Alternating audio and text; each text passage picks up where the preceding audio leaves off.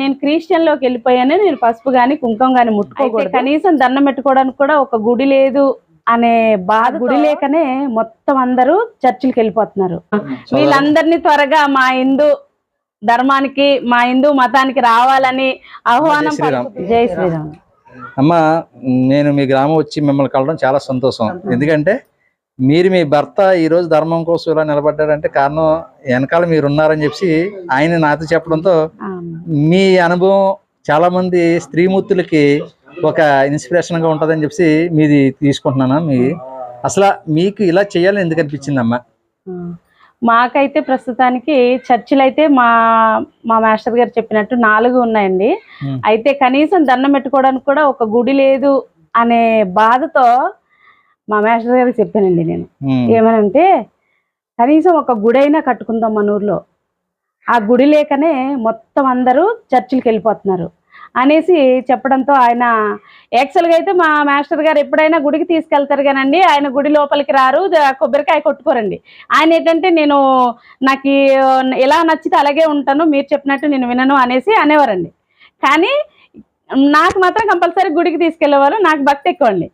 అయితే ఏం చెప్పానంటే నువ్వు రావద్దు, కానీ నా కోసం అంటూ ఒక గుడి కట్టించండి, రామాలయం ఊర్లో కంపల్సరీ ఉండాలి అనేసి అంటే ఆయన ఏదో ఒక ప్రయత్నం చేయకుండానే మనం అనుకోకూడదు, ప్రయత్నం చేద్దాము కంపల్సరీ అవుద్ది అనేసి స్టార్ట్ చేసాము. అన్నీ సమకూరిని రామాలయం అయ్యిందండి.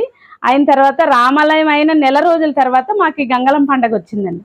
ఈ గంగలమ్మ పండుగలో మాకి ఘటం అని ఒక దేవత కుండ ఉంటదండి, తల మీద పెట్టుకొని ఒక పాపకి మెచ్యూరిటీ అవ్వని పాపకి నెత్తి మీద పెట్టి ఆ పాపకి ఊరంతా తిప్పుతారండి. ఆ ఘటంతో పాటు ప్రతి ఇంటికి వెళ్ళి ఆ రేల పాటలు పాడుతూ ఆ పాపని ప్రతి ఇంటికి తీసుకొని వెళ్తామండి డప్పులతో.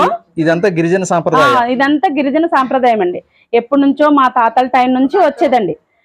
అయితే మాకి మా మాస్టర్ చెప్పినట్టు అప్పుడు 150 ఇల్లులు అలా అందరూ సేమ్. ఇంకా ఆ దేవత ఘటం అనేది వెళ్ళేటప్పటికి పసుపు రాసి, ఆ పిల్లకి పసుపు రాసి కుంకుమ పెట్టి దేవుడికి కాళ్ళ దగ్గర నీళ్ళు పోసి దండం పెట్టుకునేవాళ్ళండి.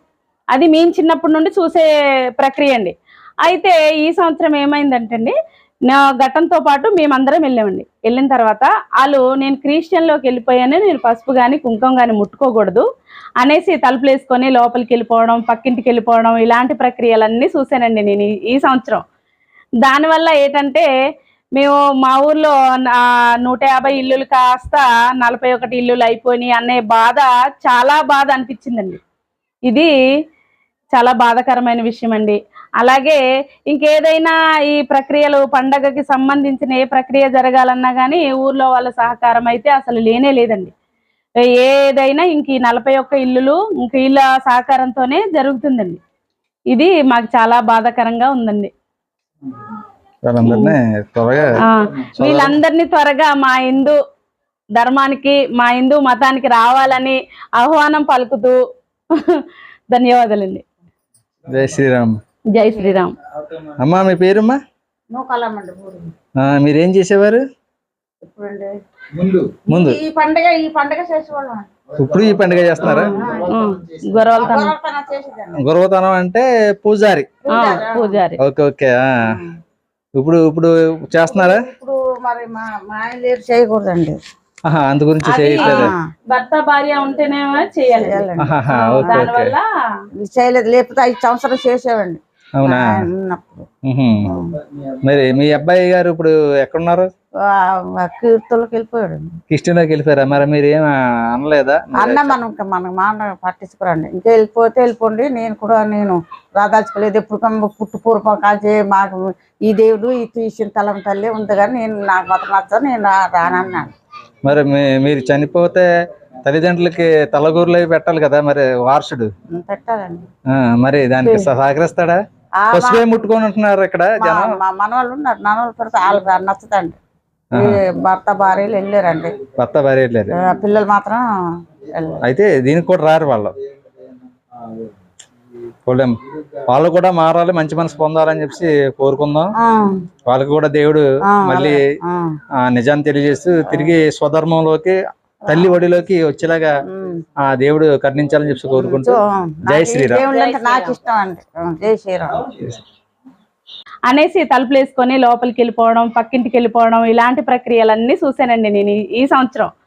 దానివల్ల ఏంటంటే మేము మా ఊర్లో 150 ఇల్లులు కాస్త 41 ఇల్లులు అయిపోయినాయి అనే బాధ, చాలా బాధ అనిపించిందండి.